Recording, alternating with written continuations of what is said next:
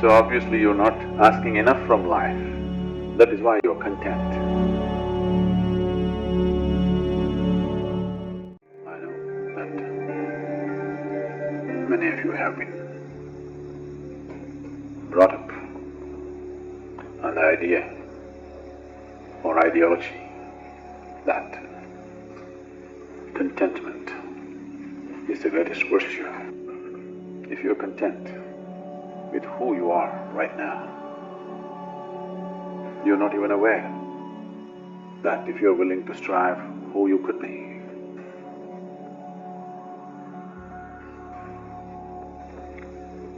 The possibility of a human being causing his own evolution, the possibility of a human being blossoming into a beautiful state of fragrance and beauty has been completely discounted. That is why contentment, once it happened that a newly married woman or a girl went back to her mother's place and said, "My husband is such a wonderful man that he gives me whatever I ask." The worldly wise mother looked at her and said, "Obviously you're not asking enough."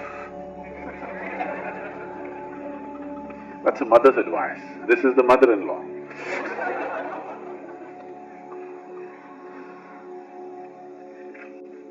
So obviously you're not asking enough from life. That is why you're content. If I'm greedy, would it be better? Yes, you must be greedy. The problem right now is you're stingy about your greediness.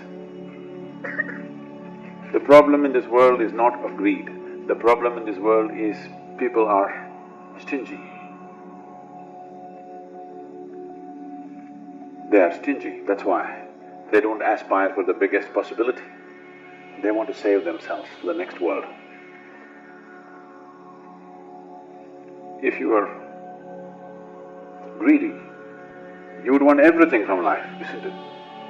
Would you be just satisfied with little more money or little more property or little more power or little more pleasure? If you were truly greedy, you would aspire for the highest, isn't it? Now, greed is not the problem. People are stingy, that's the problem. Enough. The word enough must be removed from our vocabulary, because enough is relevant only to the physicality of life. If you're being served food, at some point you have to say it's enough. It doesn't matter what, anything that is physical, at some point you will have to say enough. And enough or contentment has become a valuable thing in people's minds only because they have not looked at or they have not explored dimensions beyond the physical. Because physicality is a limited entity. Physicality is a limited quantity by itself. Anything that's physical is within certain limitations. So, if you get greedy with the physical, there will not be enough for somebody else. Suppose there is this much food, if you say, "I want all of it," then somebody else will not have it. There's only this much land. If somebody says, "I want all of it," nobody else will have it. Like Mahatma said, there is enough for everybody's need, not enough for even one man's greed. That is true with the physicality. If your life and the realm of your experience is limited to the physical nature of the existence, enough, contentment is a good idea. But if your life is beginning to explore dimensions beyond the physical, if something beyond the physical is becoming a living reality in your life, contentment is a very bad idea. That means you will stunt yourself. The very possibility of becoming a limitless being, the very possibility of becoming a boundless nature, you will destroy The moment you say, I will be content, contentment is a boundary. This much is enough means you're drawing that big a boundary. Enough is not a good idea. Contentment is not a good idea. Your limited ideas of success is not a good idea. Till this being allows itself to blossom to a boundless state, you should not be content. You must burn with discontent. Now, contentment need not be brought into our life as an ideology. It is just that if your aspiration becomes limitless, if your aspiration and desire is not selective, it desires for just everything, then naturally you would not limit yourself to the physicality of the existence.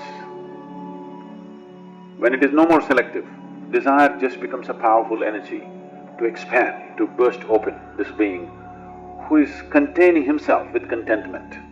People are trying to achieve contentment at different levels, at different stages of life. Please say this. What you call as contentment is just containment. You try to draw a boundary of some semblance of sanity for yourself. But that boundary satisfies you and gives you sanity only for a short period of time. Then it has to be expanded, otherwise it is not going to work.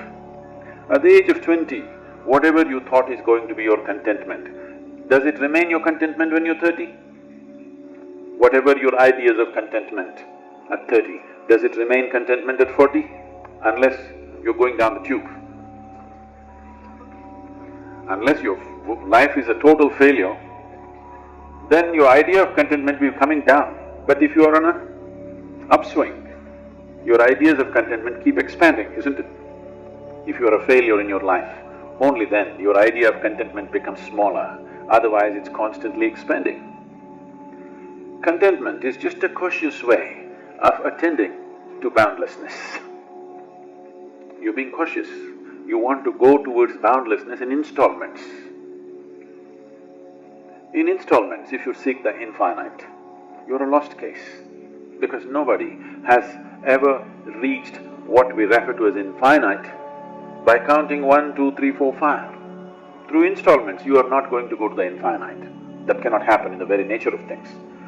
If you choose installments as a way towards boundlessness or infinite nature, you will just become endless counting. That's all that can happen. Endless counting will tire you one day. Just count and see. Today, you start counting now. Don't stop, just keep counting simply at your own pace, not at my pace. At your own pace. 1, 2, 3, 4, 5. Start counting, don't stop. You see till where you can go without tiring yourself. Not physical exhaustion. I'm saying you'll just be tired of counting because you know it's not getting you anywhere. So desiring process is a limitless process, but you're limiting it by being selective about your desires. I desire this, I desire that, I desire that, I desire that, but not this, this and this.